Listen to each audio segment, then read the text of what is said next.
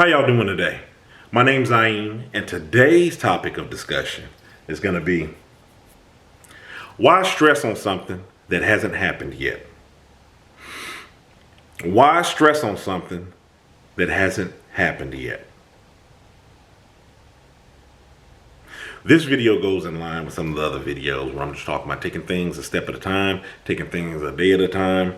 Don't borrow for tomorrow's stresses.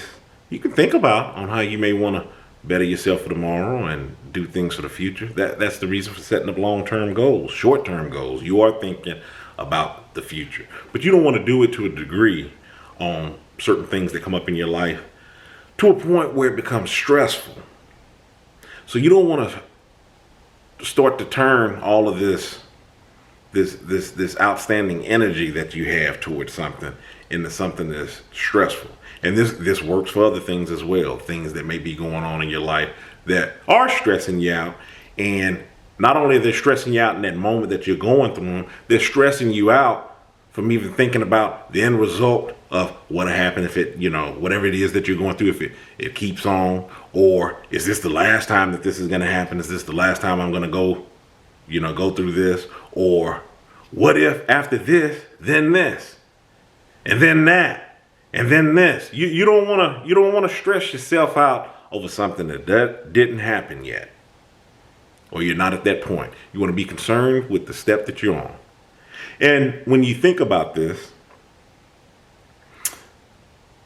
it really breaks down into something that occurs many times around us every day, all the time. There are steps for everything that we do. There's steps to cooking. There's steps to running the household. There's steps to being in a relationship. There's steps to raising children. There's steps to interacting with family members. There's steps to all of these things.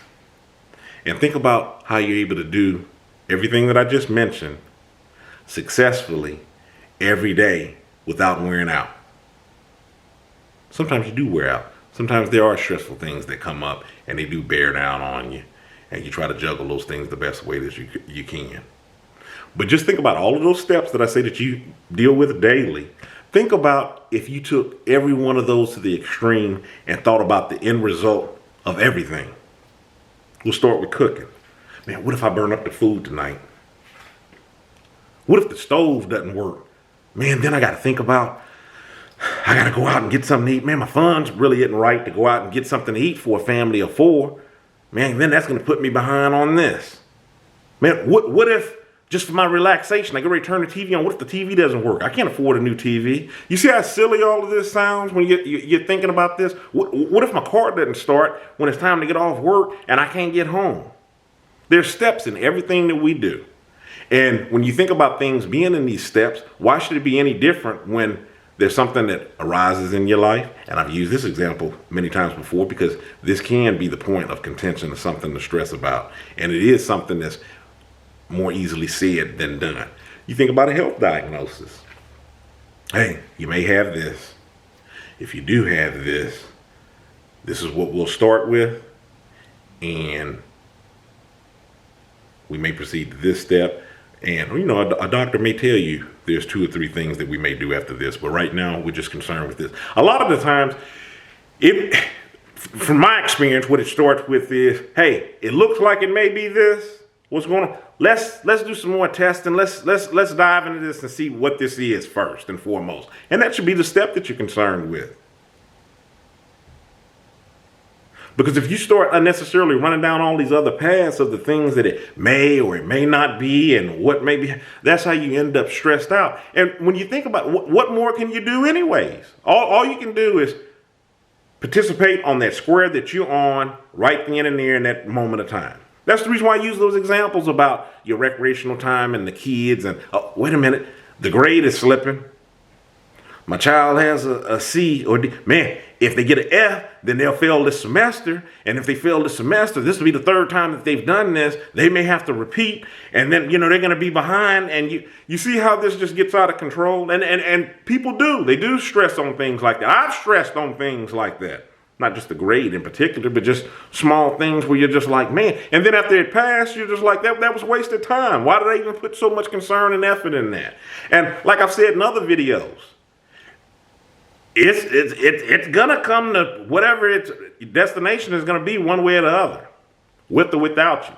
Sometimes it may work out. Sometimes there may be some other things that you have to do in those steps. But you're gonna get there one way or the other.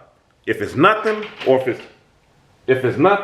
it's something that you got to deal with, you're gonna get there sooner or later. So why worry about that now? That's the point of this video. I just wanted to take time out to discuss that with you. Don't want you unnecessarily wasting time on things that you don't necessarily have to. That energy is better spent elsewhere.